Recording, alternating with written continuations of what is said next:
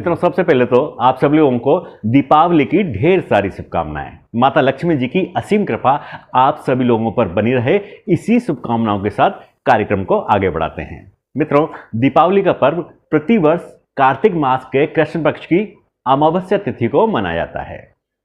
मित्रों, इस वर्ष दीपावली 20 अक्टूबर की बनाई जाए या 21 अक्टूबर की बनाई जाए, यह असमंजस बना हुआ है।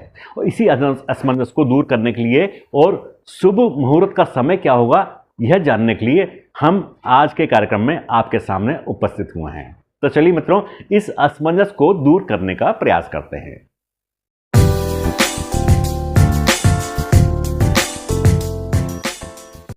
नमस्कार मित्रों, मैं दीपक शर्मा। मित्रों, स्वागत है आप सभी लोगों का हमारे खास और विशेष कुंडली के रहस्य कार्यक्रम में।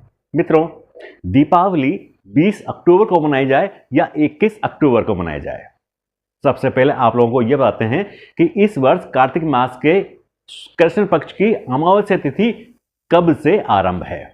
मित्रों, कार्तिक मास के कृष्ण पक्ष की अमावस्या तिथि 20 अक्टूबर को दोपहर के 3:44 से आरंभ होगी, जो अगले दिन 21 अक्टूबर को साय 5:44 पर समाप्त होगी। अब मित्रों, शास्त्रों में कहा गया है कि जिस अमावस्या तिथि को प्रदोष काल और निषिद्ध काल मिल जाएं, उसी अमावस्या तिथि को उसी दिन दीपावली का पर्व मनाया जाता है। मित्रों, 20 अक्टूबर को अमावस्या तिथि 3:44 पर आरंभ होगी। इसी दिन प्रदोष काल भी होगा और इसी दिन हमें निषिद्ध काल भी देखने को मिलेगा, इसी तिथि में देखने को मिलेगा। यदि हम 21 अक्टूबर की बात करें तो 21 अक्टूबर को प्रदोष काल तो हमें पूजा के लिए मिल जाएगा, क्योंकि प्रदोष काल की पूजा जो लक्ष्मी पूजन होता है वह प्रदोष काल में ही होता है। तो प्रदोष काल का लक्ष्मी पूजन तो हम कर सकते हैं, लेकिन 21 अक्टूबर को निषिद्ध काल में जो पूजा होती है, तंत्र मंत्र की विशेष पूजा होती है, वह पूजा का समय हमें प्राप्त नहीं होगा। तो पहला कारण तो यह बनता है कि प्रदोष काल और निषिद्ध काल की जो पूजा का समय है वह हमें 20 अक्टूबर को ही प्राप्त होगा। अब दूसरे कारण पर विचार करते हैं।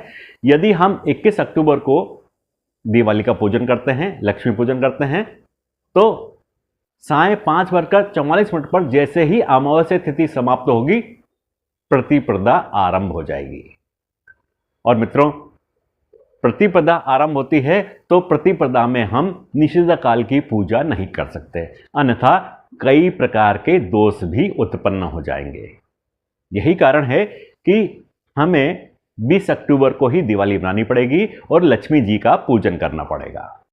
यही मुख्य कारण है, क्योंकि प्रदोष व्यापिनी अमावस्या तिथि भी हमें 20 अक्टूबर को ही प्राप्त होगी।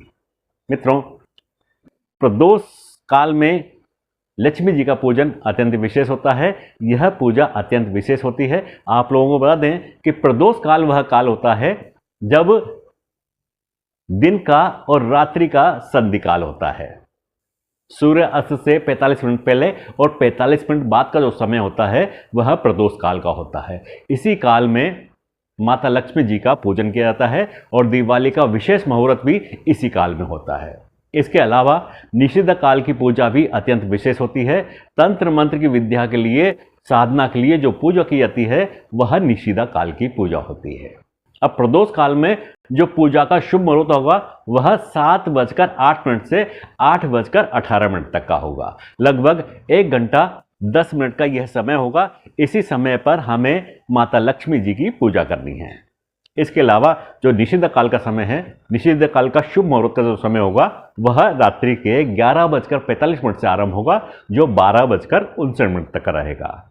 इसी बीच हमें निषिद्ध काल की पूजा करनी है। जो भी लोग तंत्र मंत्र की साधना करना चाहते हैं, पूजा विशेष पूजा करना चाहते हैं, वह रात्रि के 11:45 से आरंभ करके 12:59 तक यह पूजा कर सकते हैं। इस प्रकार से यह विशेष मुहूर्त है।